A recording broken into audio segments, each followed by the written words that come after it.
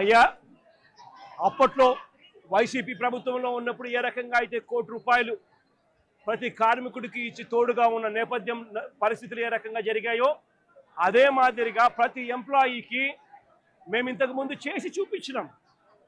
మేమేదైతే చేసి చూపించినామో అదే మిమ్మల్ని కూడా చేయమని అడుగుతా ఉన్నాం. మేమేమి ఎక్కడా కూడా అన్యాయంగానో లేకపోతే మేము చెయ్యనిది మిమ్మల్ని చేయమని చెప్పి అడగడంలా మేమేదైతే చేశామో అదే చేయమని అడుగుతా ఉన్నాం.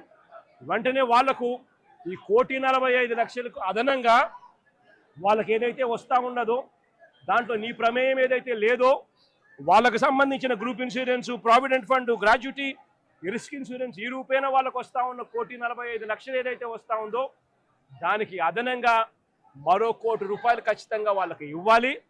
వాళ్ళ కుటుంబ సభ్యులకు కూడా అదే మాదిరిగా ఉద్యోగాలు కూడా వెంటనే ఇవ్వాలని కూడా కోరుతా ఉన్నాం.